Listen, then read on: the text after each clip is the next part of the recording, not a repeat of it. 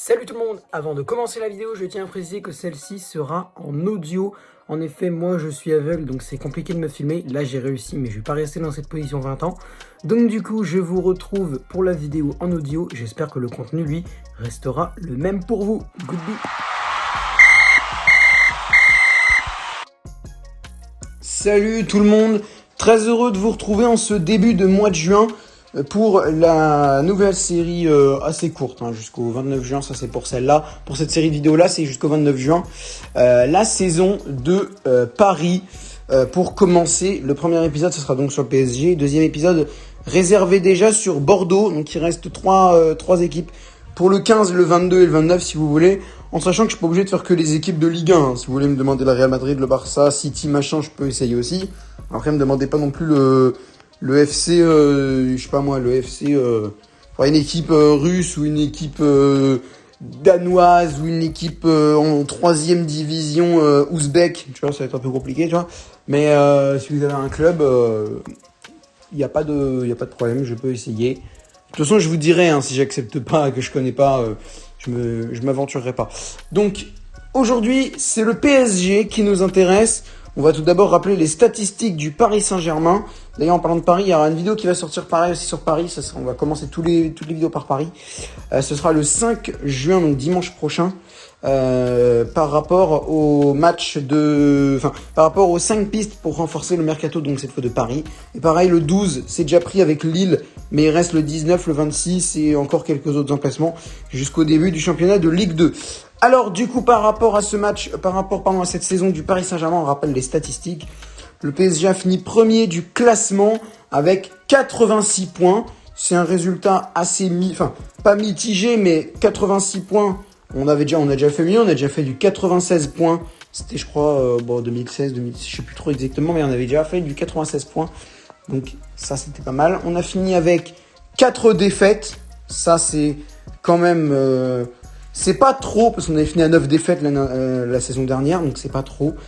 C'est mitigé. Parce qu'en vrai, 4 défaites, sur 4 matchs, c'est que tu peux te rater, voilà. Donc, en soi, quand tu vois, parce qu'après, quand tu regardes les matchs en eux-mêmes, tu te dis que non, il y a certains matchs quand même face à Monaco, t'étais pas censé le rater.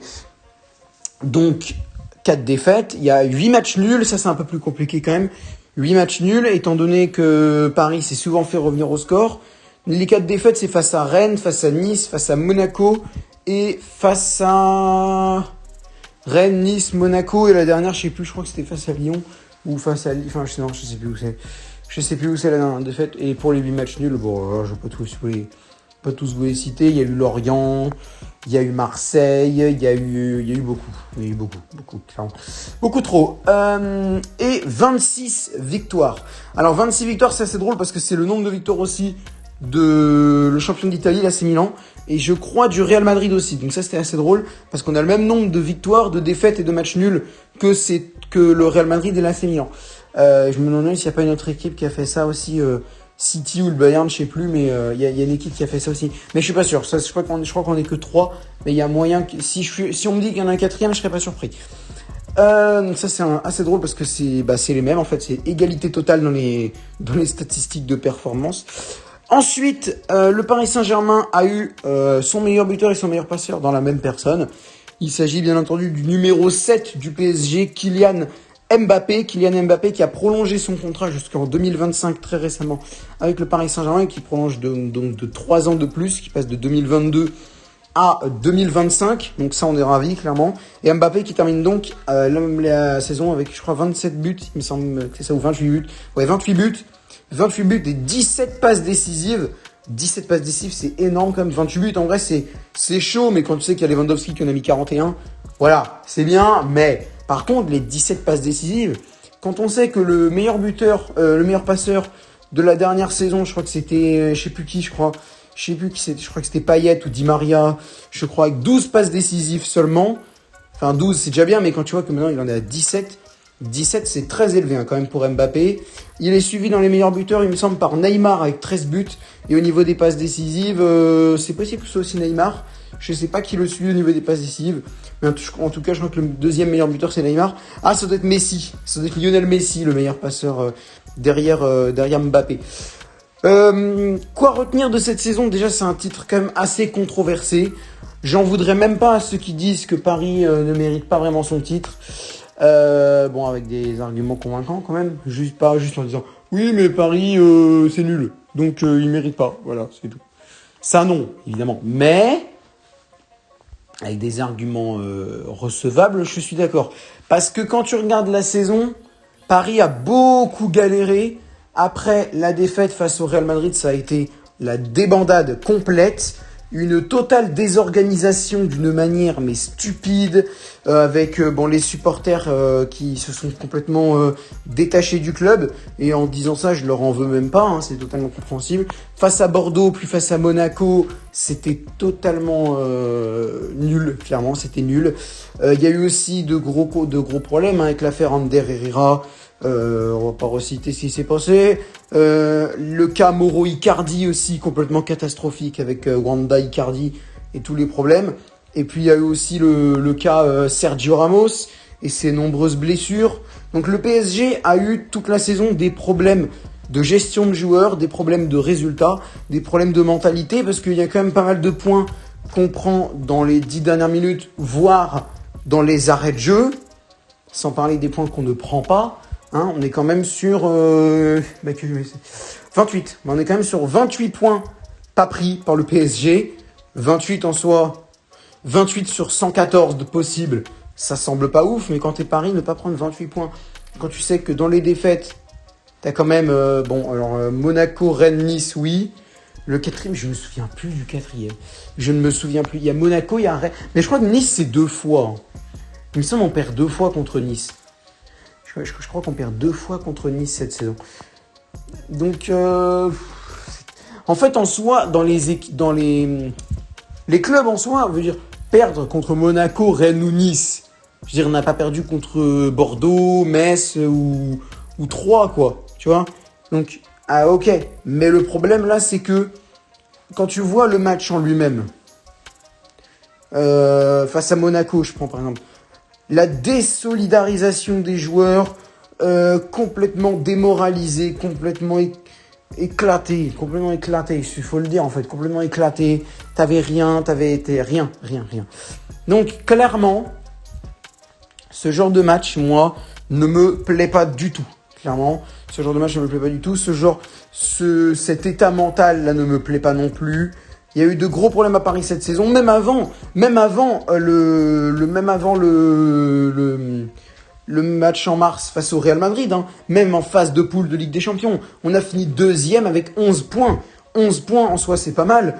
Mais 2e, alors c'est derrière City, mais quand tu regardes les matchs face au RB Leipzig, on passe très difficilement. On fait match nul contre Bruges au match aller. Face à City, on s'effondre complètement au match retour, si mes souvenirs sont bons. J'ai l'impression en fait qu'on a été meilleur contre City que contre Leipzig et Bruges. Alors, Bruges, on leur a mis 4-1 au match retour avec une première mi-temps de feu, c'est très bien. Sauf que Leipzig, on a galéré. Bruges à l'aller, on a galéré. City à l'aller, je crois que c'était bien, mais au retour, on s'est fait éclater de manière sévère. Je sais qu'il y en a un, je sais qu'on a fait l'un et l'autre en fait. On a été bon et on a été mauvais. Donc, je ne sais pas. Mais je me dis quand même que c'est pas ouf, quoi. Ce qu'on voit n'est vraiment pas ouf. On est passé de manière difficile en Ligue des Champions parce que le RBL en plus avec Christopher Nkunku est très dangereux. Donc on est passé difficilement. Et après en 8e de finale, on gagne difficilement face au Real Madrid. On domine, mais on ne marque pas. Thibaut Courtois évidemment l'a montré ensuite en finale de Ligue des Champions. Il est très très bon dans ses buts, surtout cette année. Donc, faut se dire quand même que c'est difficile face au Real Madrid. Mais le retour, à partir de la 61e, à partir de la boulette de Gianluigi Donnarumma, c'est complètement détérioré. Et moi, je me rappelle d'une statistique qui m'a choqué grandement à l'époque. Ça fait seulement 3 mois, hein, faut se calmer. Ça fait 2 mois et demi, un peu plus de 2 mois. On s'est pris 2 buts en 11 secondes.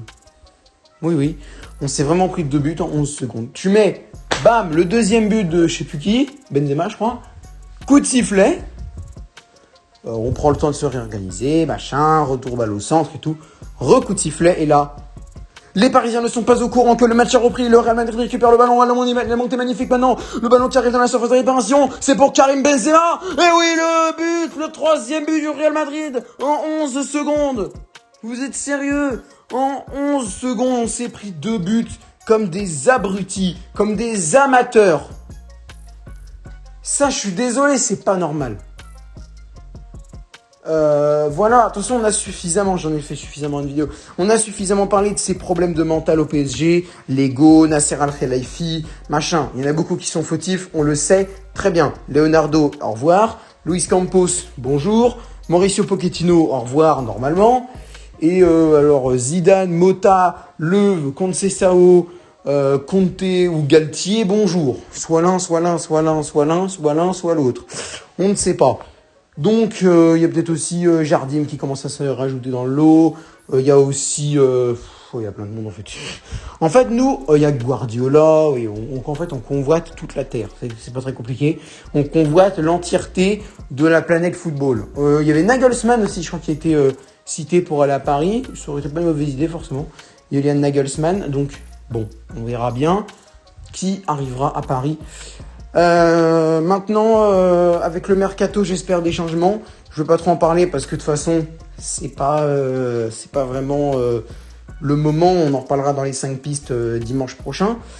Petit passage par l'actu féminine aussi quand même, parce que je considère que c'est important. Je ferai ça pour Paris. Alors pour Bordeaux, je n'ai pas suivi la saison des féminines de Bordeaux, donc c'est pas par sexisme ou tous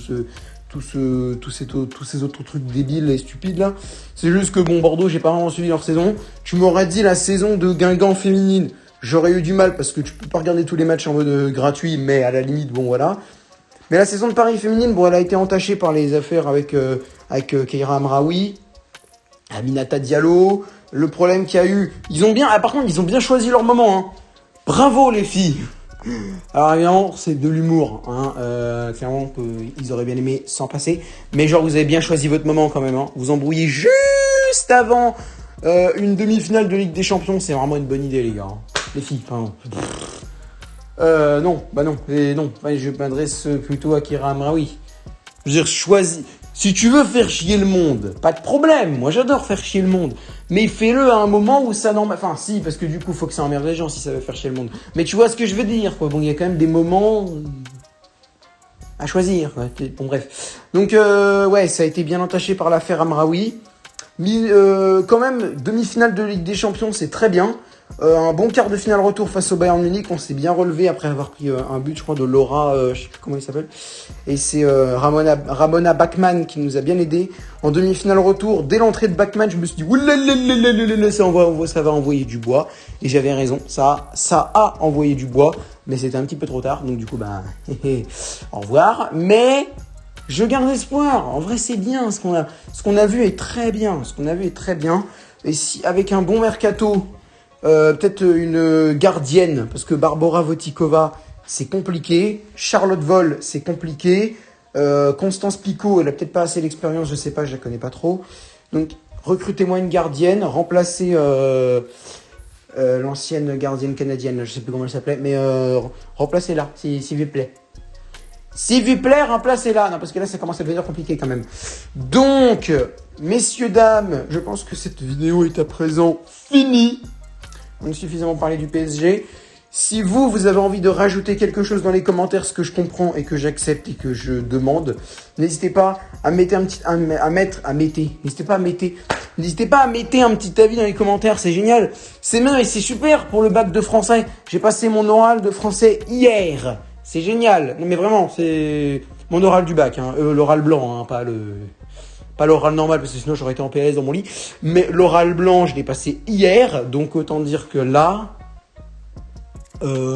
si je commence à dire mettez un comment, je vous invite à mettre quelque chose, ça va pas aller. Donc n'hésitez pas à mettre un petit commentaire pour donner votre avis à vous sur la saison du PSG gars et du PSG filles, si vous l'avez suivi un peu.